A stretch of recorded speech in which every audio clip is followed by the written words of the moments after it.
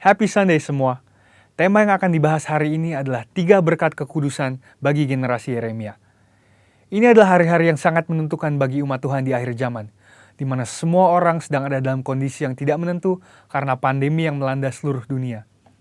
Dengan adanya situasi seperti ini, kita sebagai umat Tuhan dihadapi dengan 2 pilihan. Kita bisa menyerah kepada keadaan di sekeliling kita, atau kita bisa bangkit dan melakukan kehendak Tuhan pada zaman ini. Salah satu kehendak Tuhan pada zaman now adalah Dia akan membangkitkan sebuah generasi yang disebut sebagai generasi Yeremia. Ini adalah sebuah generasi anak-anak muda yang dipersiapkan untuk penuaian yang terbesar di akhir zaman ini. Ciri-ciri generasi Yeremia seperti yang disampaikan oleh gembala sidang kita adalah anak-anak muda yang dipenuhi dengan Roh Kudus, cinta mati-matian kepada Tuhan Yesus, tidak kompromi terhadap dosa, dan akan bergerak untuk memenangkan jiwa. Tuhan mempunyai rencana yang hebat untuk generasi ini. Namun iblis mengetahui hal tersebut. Oleh sebab itu, dia berusaha dengan segala macam cara untuk menghancurkan generasi ini dengan dosa dan segala daya tariknya. Ibrani 12 ayat 14 berkata, "Berusahalah hidup damai dengan semua orang dan kejarlah kekudusan, sebab tanpa kekudusan tidak seorang pun akan melihat Tuhan."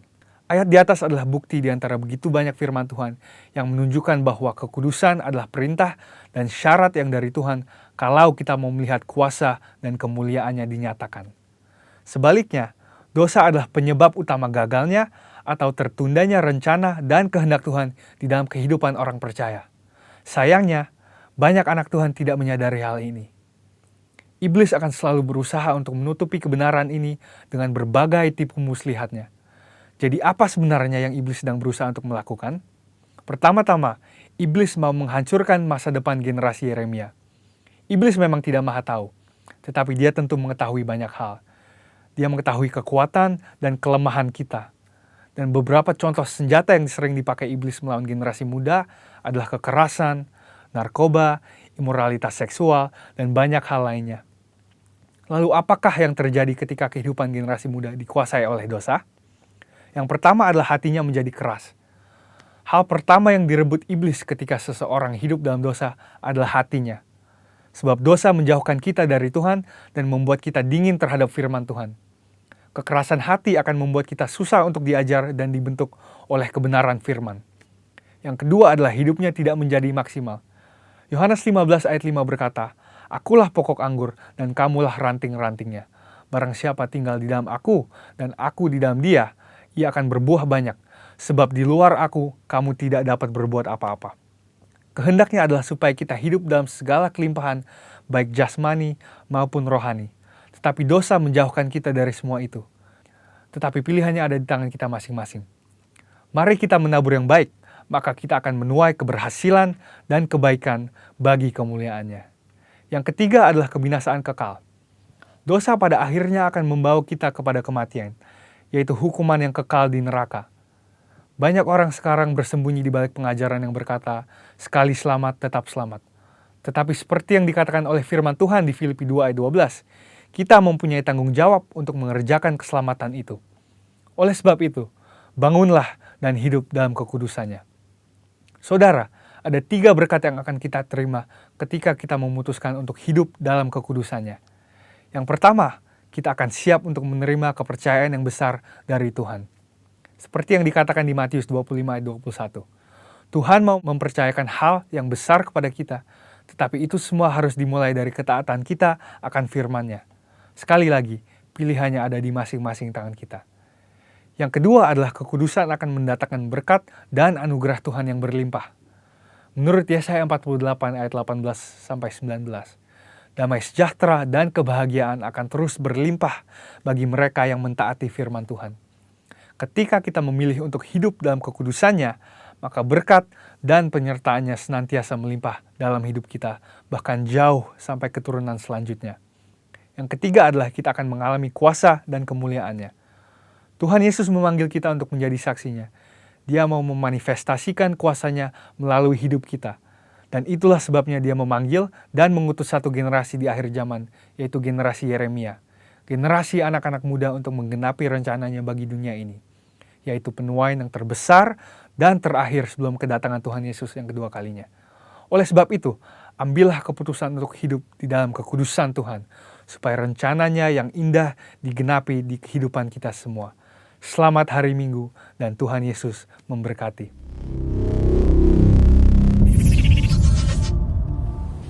Shalom saudara-saudara yang dikasih Tuhan Yesus. Kita percaya saudara yang dikasih Tuhan, bahwa hidup kita senantiasa ada dalam pimpinan Tuhan. Saudara yang dikasih Tuhan Yesus, pada minggu ini kita mau belajar tentang kebenaran firman, yaitu hidup dalam kekudusan saudara. Berbicara tentang kekudusan, saudara, banyak orang yang enggan ataupun kurang begitu tertarik saudara. Tapi kali ini saya mau berbicara tentang bagaimana kita orang percaya hidup dalam kekudusan saudara.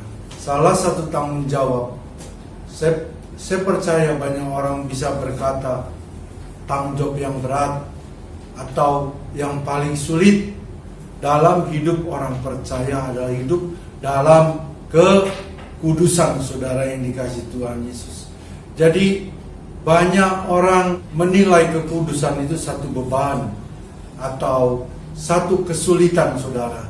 Tapi mari kita mau belajar tentang kebenaran firman.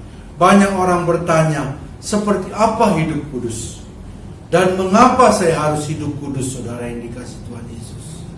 Firman Tuhan di dalam 1 Petrus 1 ayat yang ke-15. Demikian firman Tuhan, tetapi hendaklah kamu menjadi kudus di dalam seluruh hidupmu. Garis bawahi, hendaklah kamu menjadi kudus di dalam seluruh, bukan sebagian atau sepertiga atau 3/4 dan lain sebagainya saudara. Tapi seluruh hidupmu sama seperti Dia yang kudus, yang telah memanggil kamu, saudara dan saya. Bahwa Allah yang memanggil kita adalah Allah yang kudus. Ia Tuhan yang memanggil kita untuk hidup kudus. Ingat, bukan hanya hidup kudus, tetapi dalam seluruh kehidupan orang percaya untuk hidup dalam kekudusan. Ini yang dimaksud tanggung jawab dalam kehidupan orang percaya, saudara yang dikasih Tuhan Yesus. Jadi jelas saudara, jadi hidup dalam kekudusan ini merupakan tanggung jawab buat orang percaya.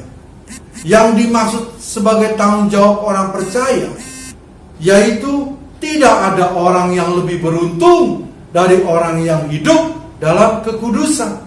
Berarti kekudusan itu sangatlah beruntung saudara, kalau kita hidup dalam kekudusan. Berikutnya, tidak ada orang yang sukses dari orang yang hidup dalam kekudusan. Kesuksesan bukan diukur dari hal-hal lain kita sebagai orang percaya, tapi ketika kita hidup kudus melebihi kesuksesan yang kita dapatkan saudara yang dikasih Tuhan Yesus. Saudara yang dikasih Tuhan Yesus, saya berharap saudara tidak memvonis atau memblok bahwa kekudusan tidak dapat dilakukan atau dicapai. Terlebih seakan-akan saudara tidak dapat mencapainya. Mengikuti hidup standar yang Tuhan inginkan saudara yang dikasih Tuhan Yesus.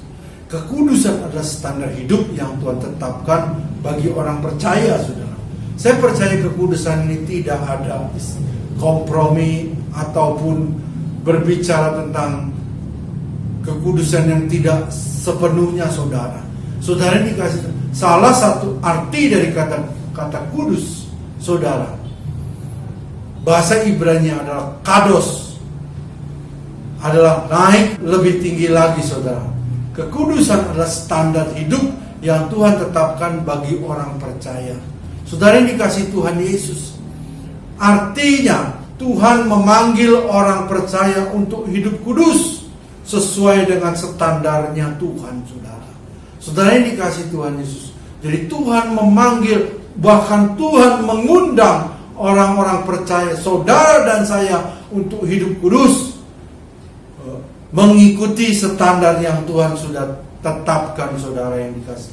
Level hidup yang naik ke arah Kristus, yaitu hidup sebagaimana Kristus hidup. 1 Yohanes 2 ayat yang ke-6. Barang siapa mengatakan bahwa ia ada di dalam Dia, ia wajib hidup sama seperti Kristus telah hidup, saudara yang dikasih Tuhan Yesus. Kalau Tuhan memerintahkan atau Tuhan berfirman kepada saudara dan saya, Tuhan pasti melihat bahwa saudara dan saya dapat atau mampu mencapainya. Mencapai seluruh kehidupan dalam hidup kekudusan standarnya Tuhan yang Tuhan inginkan, saudara. Karena Tuhan melihat ada dalam diri saudara dan saya ya potensi, kemampuan, kesempatan untuk mencapai hidup kudus, saudara yang dikasih Tuhan Yesus. Hidup dalam kekudusan adalah hidup yang tak bercacat celah, serupa dengan Tuhan Yesus, sempurna seperti Bapa di surga, saudara. Yaitu standar hidup buat orang percaya. Alkitab mengatakan kita harus memiliki pikiran dan perasaan Kristus. Saudara yang dikasih Tuhan Yesus, kita baca dalam Filipi pasal yang kedua ayat yang kelima. Demikian firman Tuhan, hendaklah kamu dalam hidupmu bersama menaruh pikiran dan perasaan yang terdapat juga dalam Kristus Yesus, saudara. Ini jelas, saudara yang dikasih Tuhan Yesus. Kita orang-orang yang dipanggilnya, bahkan yang telah ditebusnya, harus memiliki perasaan, pikiran Kristus, saudara. Setiap pribadi orang percaya harus berhubungan atau kontak langsung kepada Tuhan. Tuhan Yesus sebagai sentral, fokus bagi orang percaya. Maka orang tersebut harus berhubungan dengan Tuhan, berinteraksi dengan Tuhan, saudara. Sehingga standar kekudusan yang Tuhan inginkan dalam hidup saudara dan saya dapat tercapai dan dicapai. Saudara yang dikasih Tuhan Yesus, saudara dan saya harus belajar dan kontak langsung kepada Tuhan, supaya mengerti kehendak Allah, apa yang baik, yang berkenan, dan yang sempurna, saudara. Memiliki pikiran Tuhan, perasaan Tuhan Yesus, kita harus hidup dalam kekudusan, saudara. Mengapa kita harus hidup kudus? Bahwa Allah memanggil saudara dan saya adalah Allah yang kudus. Saudara dan saya ditebus bukan dengan barang fana, emas atau perak, saudara yang dikasih Tuhan. Saudara dan saya ditebus dengan darah yang mahal. Wow, dahsyat, saudara. Sehingga kita menjadi ciptaan yang baru. Dan diundang, ingat saudara, diundang untuk hidup kudus. Hidup dalam seluruh kekudusan, saudara ini dikasih Tuhan Yesus. Kalau kita yang belum ditebus oleh Tuhan Yesus, ingat, Tuhan Yesus tidak dapat melakukan atau menginginkan melakukan kehendak Tuhan sebelum saudara dan saya menjadi miliknya, menjadi milik Tuhan. Oleh sebab itu Tuhan lebih dahulu, saya ulangi kembali, Tuhan lebih dahulu menebus saudara dan saya menjadi milik Tuhan sepenuhnya. Kalau kita sudah ditebus dan menjadi milik Tuhan, segala keinginan, jangankan keinginan apa yang kita lakukan yang tidak sesuai dengan pikiran dan perasaan Tuhan, itu sudah berdosa, saudara yang dikasih Tuhan Yesus. Saudara, kita, saudara dan saya adalah milik Tuhan yang sudah ditebus. Oleh sebab itu, ketika kita menjadi miliknya Tuhan, apapun yang Tuhan inginkan sepenuhnya, kita harus mentaati atau menuruti apa yang Tuhan inginkan dalam hidup saudara dan saya.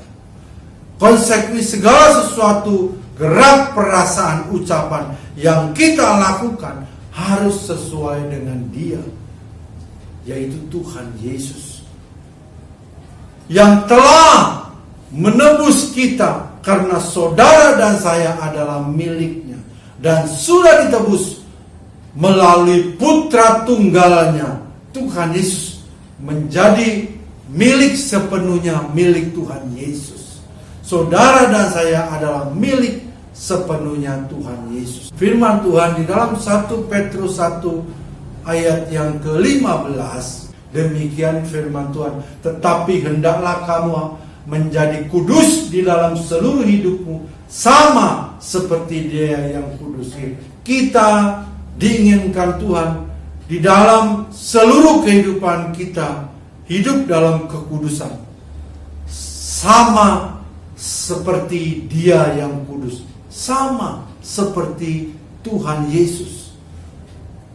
Saudara yang dikasih Tuhan Yesus, puji Tuhan saudara, bahwa kita adalah umat pilihan yang telah ditebus dengan darahnya saudara, sehingga kita menjadi miliknya, ciptaannya, sehingga Tuhan berkehendak apa yang Tuhan inginkan, yang terbaik pasti diberikan untuk saudara dan saya. Tuhan saudara yang dikasih Tuhan Yesus, tapi tadi kita sudah mempelajari tentang kekudusan. Yang menjadi sekarang pertanyaan, bagaimana kita dapat hidup dalam kekudusan? Saudara yang dikasih Tuhan Yesus, kekudusan merupakan penting saudara, karena Tuhan menginginkan kita di dalam seluruh kehidupan hidup dalam kekudusan, sama seperti Dia yang kudus. Saudara ini, Tuhan menginginkan saudara dan saya sama seperti Tuhan Yesus, yaitu hidup dalam kekudusan. Bagaimana kita dapat hidup dalam kekudusan? Saudara ini dikasih Tuhan Yesus. Yang pertama, hidup takut dan hormat kepada Tuhan. Kita baca firman Tuhan dalam Ibrani pasal yang ke-12 ayat yang ke-28. Jadi karena kita menerima kerajaan yang tidak tergoncangkan, marilah kita mengucap syukur dan beribadah kepada Allah menurut cara yang berkenan dengan hormat dan takut. Saudara yang dikasih Tuhan Yesus, hidup takut dan hormat kepada Tuhan, senantiasa mengucap syukur. Enak atau tidak enak, Tuhan menginginkan kita untuk senantiasa mengucap syukur. Hidup takut akan Tuhan, saudara yang dikasih Tuhan, ini merupakan keinginan syarat daripada hidup dalam kekristenan, yaitu takut akan Tuhan. Amsal pasal yang pertama ayat yang ke-7, takut akan Tuhan adalah permulaan pengetahuan, tetapi orang bodoh menghina hikmat dan didikan. Saudara yang dikasih, takut akan Tuhan adalah permulaan pengetahuan. Saudara yang dikasih, menghormati apa yang menjadi keputusan Tuhan. Saudara, dalam kehidupan saudara dan saya, kita pasti percaya bahwa mungkin awalnya tidak enak, tapi pada akhirnya pasti Tuhan berikan yang terbaik. Saudara, berarti kita harus menghormatinya, sekalipun kita belum mengerti apa yang Tuhan akan kerjakan, apa yang Tuhan mau lakukan dalam hidup kita sebagai orang-orang percaya.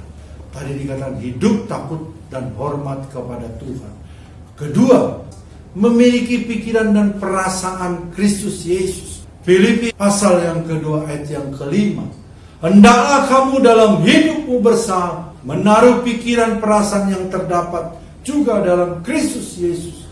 Hendaklah kamu dalam hidupmu bersama menaruh pikiran dan perasaan yang terdapat juga dalam Kristus Yesus. Saudara, sudahkah kita memiliki pikiran dan perasaan Kristus Yesus? Kita berbicara saudara tentang perasaan. Terkadang kita dengan sesama manusia bisa berkata, memiliki perasaan. Tetapi kita dengan Tuhan untuk perasaan ini tidak sepeka daripada kita memiliki perasaan kepada manusia. Saudara yang dikasih Tuhan Yesus. Yang ketiga, pembaharuan budi melalui firman Tuhan. Saudara yang dikasih Tuhan Yesus, kita baca di dalam Roma pasal yang ke-12 ayat yang kedua. Demikian firman Tuhan. Janganlah kamu menjadi serupa dengan dunia ini, tetapi berubahlah oleh pembaharuan budimu, sehingga kamu dapat membedakan manakah kehendak Allah, apa yang baik, yang berkenan kepada Allah dan yang sempurna. Saudara, kita tidak boleh serupa dengan dunia ini. Saudara yang dikasih Tuhan, firman Tuhan jelas berkata bahwa kita tidak boleh serupa dengan dunia ini. Saudara yang dikasih, berubah oleh pembaharuan budi, kita senantiasa berubah, saudara, untuk lebih dekat lagi kepada Tuhan, intim dengan Tuhan. Terus kita juga dalam poin yang ketiga, mengerti kehendak Allah. Kita sebagai ciptaannya, kita harus belajar mengerti. Sekalipun kita nggak mengerti, kita harus belajar taat, sehingga kita dapat mengerti kehendak Allah. Ini kita memasuk dalam perjamuan kudus. Mari saya undang saudara dan saya untuk bangkit berdiri. Saudara yang dikasih Tuhan, perjamuan kudus adalah perjamuan Tuhan Yesus sendiri. Mari kita dalam perjamuan kita bersekutu dengan tubuh dan darah Tuhan. Kita persiapkan, kita introspeksi diri. Apakah masih ada ganjalan, kekecewaan, sakit hati dan lain sebagainya.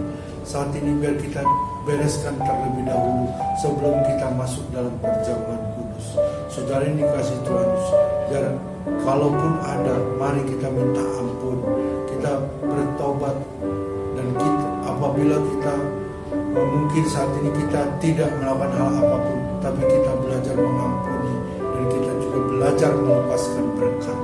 Saudara dikasih Tuhan Yesus, mari kita masuk dalam perjamuan kudus, yaitu perjamuan sehingga kita dilayakkan untuk masuk dalam perjamuan kudus ini.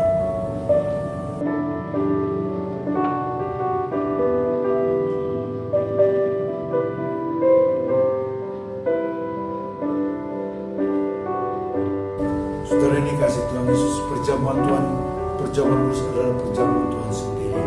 Demikian firman Tuhan. Sebab setiap kali kamu makan roti ini dan minum cawan ini, kamu memberitakan kematian Tuhan sampai Ia datang. Jadi barang siapa dengan cara yang tidak layak makan roti atau minum cawan Tuhan, ia berdosa terhadap tubuh dan darah Tuhan. Karena itu hendaklah tiap-tiap orang memuji diri sendiri, dan baru sesudah itu ia makan roti dan minum dari cawan itu. Karena barang siapa makan dan minum tanpa mengakui tubuh Tuhan, ia mendatangkan hukuman atas dirinya. Mari saudara-saudara yang dikasih Tuhan Yesus, kita angkat roti tinggi-tinggi ini, saudara. Demikian firman Tuhan. Sebab apa yang telah kuduskan kepadamu telah aku terima dari Tuhan, yaitu bahwa Tuhan Yesus pada malam waktu ia diserahkan mengambil roti, dan sesudah itu ia mengucap syukur atasnya, ia memecah-mecahkannya dan berkata, inilah tubuhku yang diserahkan bagi kamu. Perbuatan ini menjadi peringatan akan aku. Saudara-saudara yang dikasih Tuhan Yesus, bukankah roti yang kita angkat tinggi-tinggi ini merupakan persekutuan dengan tubuh Kristus? Amin. Mari kita memakannya di dalam nama Tuhan Yesus Kristus.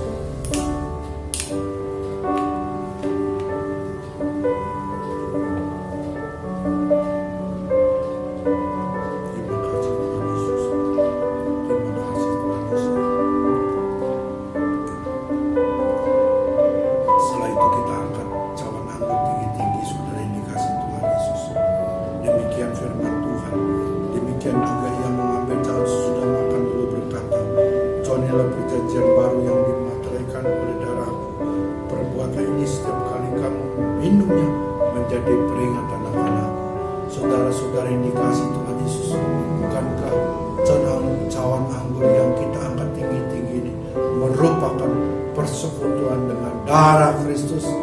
Amin. Mari kita meminumnya di dalam nama Tuhan Yesus Kristus.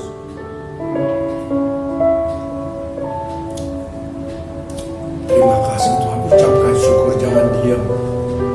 buka suaramu, angkat suaramu, katakan terima kasih Tuhan, Engkau baik Tuhan Yesus.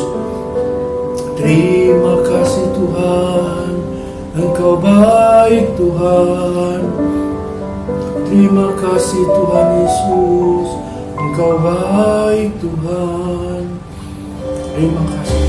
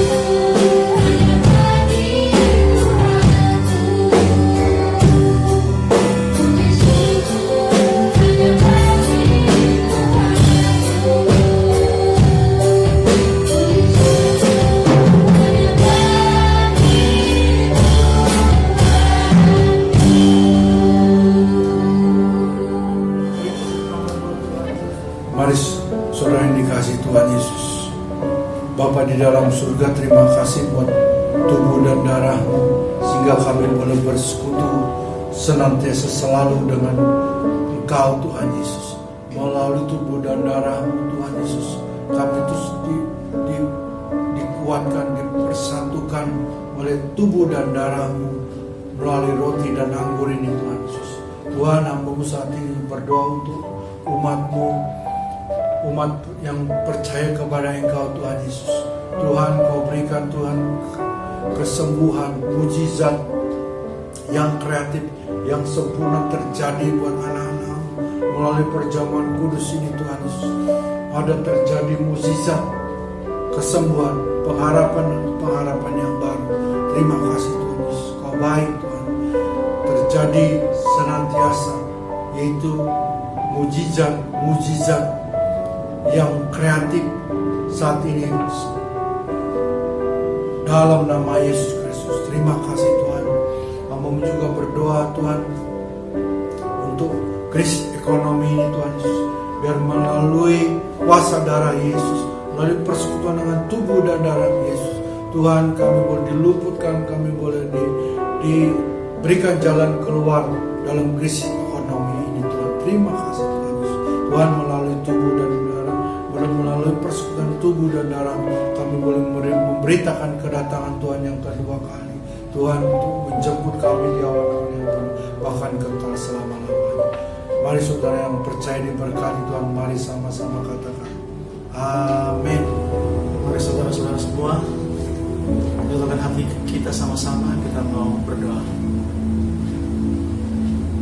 Allah yang setia di antara ketidaksetiaan kami, Allah yang terus bersama-sama menjaga melindungi kami, Tuhan yang selalu tidak pernah gagal dalam memelihara kehidupan kami. Terima kasih Tuhan Yesus buat pagi hari yang luar biasa ini Tuhan. Dan kalau kami semua dapat kembali ada Tuhan Yesus bagaimana kami ada, kami tahu Tuhan Yesus itu karena Engkau begitu mengasihi kami semua. Terima kasih buat setiap kesempatan yang Tuhan berikan. Terima kasih buat setiap pekerjaan, buat setiap pelayanan yang tetap Tuhan percayakan dalam kehidupan kami. Biarlah kami sebagai anak-anak Tuhan, kami tahu dan kami percaya Tuhan Yesus, bahwa setiap kesempatan yang Tuhan berikan itu adalah cara kami, itu adalah cara Tuhan untuk kami dapat menyenangkan Engkau Tuhan Yesus lebih dan lebih lagi. Terima kasih Tuhan, terima kasih buat setiap kebenaran firman Tuhan yang sudah kami dengar pada pagi hari ini ya Bapa. Bagaimana kami sebagai anak-anak Tuhan diminta oleh Tuhan sendiri untuk kami dapat hidup kudus, karena Engkau adalah kudus adanya. Dan Engkau selalu rindu Tuhan Yesus, agar kami semua anak-anak Tuhan tidak terkecuali Tuhan, untuk dapat selalu bertemu muka dengan Engkau ya Tuhan Yesus pencipta kami. Terima kasih Tuhan, terima kasih buat firman ini Tuhan, yang menguatkan kami untuk kami tetap memegang janji Tuhan, bahwa saat kami hidup kudus, Tuhan akan selalu bersama-sama dengan kami. Tidak ada satupun yang mustahil saat kami melakukannya bersama-sama dengan Engkau ya Tuhan. Terima kasih Tuhan, terima kasih. Kami mengucap syukur buat setiap pemimpin-pemimpin gereja kami, Bapak Pendeta Insinyur Niko Nyoto Raharjo, dan keempat wakilnya Tuhan Yesus, Bapak Pendeta Dani Tumiwa, Bapak Pendeta Paul Wijaya, Bapak Pendeta Johan Handoyo, Bapak Pendeta Arianto Cokro ya Tuhan Yesus. Dan juga Tuhan Yesus kepada Ketua Rayon Satu Hal Bapak Pendeta Budianto Totong Tuhan Yesus, sampai kepada Bapak Gembala di tempat ini ya Tuhan Yesus, Bapak Pendeta Muda Tanu Susanto ya Tuhan. Biarlah Tuhan Yesus, kesukaan mereka adalah menyenangkan hati-Mu Tuhan Yesus. Kegemaran mereka adalah merenungkan setiap firman Tuhan Yesus yang Kau percayakan kepada mereka untuk mereka bagikan kepada kami. Sehingga apapun yang mereka lakukan, kami akan percaya Tuhan Yesus, bukan hanya Tuhan buat berhasil, namun itu juga dapat membawa kemuliaan hormat bagi nama Tuhan, membawa banyak jiwa untuk datang kepadamu ya Tuhan Yesus.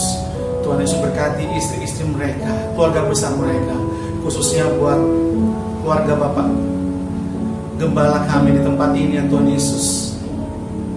Istrinya Ibu Christine adalah Ibu Gembala tempat ini, juga ketiga putri mereka, Cindy, Rika, dan Keisha. Kami serahkan keluarga besar di dalam tangan Tuhan, sehingga dimanapun mereka ada Tuhan, kami akan percaya mereka akan memberikan perubahan dari yang tidak baik menjadi lebih baik lagi Tuhan Yesus. Mereka menjadi teladan bagi kami Tuhan Yesus. Apa yang mereka lakukan Tuhan menyenangkan hati Tuhan saja. Dan saat mereka menyenangkan hati Tuhan, kami akan percaya Tuhan Yesus, apapun yang mereka lakukan Tuhan juga buat berhasil. Terima kasih Tuhan, terima kasih. Engkau hebat, Engkau dahsyat Tuhan Yesus, tiada yang seperti Engkau. Tanah air bangsa negara kami, bahkan dunia ini, boleh saja Tuhan Yesus masih di dalam kondisi mengalami pandemi COVID-19.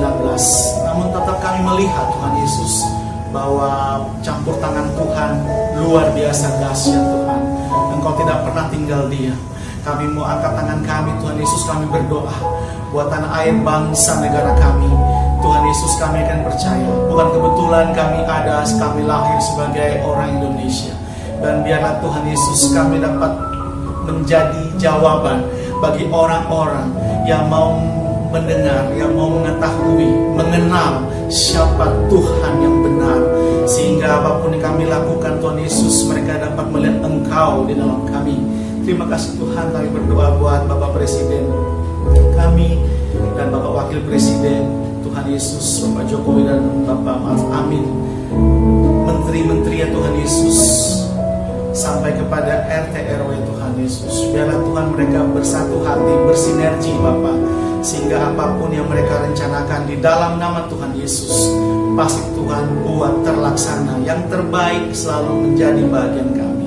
Terima kasih Tuhan, terima kasih. Kami juga berdoa secara khusus Tuhan Yesus buat setiap tenaga-tenaga ahli kesehatan, dokter-dokter, perawat Tuhan Yesus, dimanapun mereka Engkau tempatkan. Kami yakin percaya saat Engkau menjamah mereka, ada kuasa yang keluar Tuhan Yesus, sehingga Tuhan Yesus yang sakit Tuhan Yesus disembuhkan di dalam nama Tuhan Yesus. Dan bukan itu saja, setiap dokter, setiap perawat yang adalah anak-anak Tuhan, mereka juga dapat bersaksi, menjadi kesaksian hidup saat mereka melakukan tugas mereka di dalam tugas mereka sebagai tenaga-tenaga kesehatan yang Tuhan sudah pilih. Terima kasih Tuhan, terima kasih. Engkau dahsyat. Tidak pernah kami kekurangan hal baik daripada Tuhan. Engkau selalu memberikan yang luar biasa dalam kehidupan kami. Ajar kami terus mengucap syukur, karena Engkau Tuhan Yesus yang menciptakan kami. langit dan bumi. Sungguh hebat Engkau, dahsyat Bapa. Biarlah Tuhan Yesus pertemukan kami kembali, keluarga besar GBI Pamulang Permai, baik ada di sini maupun di rumah, atau siapapun pemirsa yang menyaksikan acara ini. Kami yakin dan percaya Tuhan Yesus, Tuhan menjamah mereka, Tuhan memberikan kekuatan, memberikan kelegaan. Terima kasih Tuhan, terima kasih Engkau dahsyat, Engkau hebat. Tiada seperti Engkau Tuhan Yesus. Pertemukan kami kembali di ibadah selanjutnya. Haleluya, haleluya. Amin. Saatnya kita akan mengakhiri ibadah kita. Sebelumnya mari kita angkat tangan kita akan menerima berkat dari Tuhan.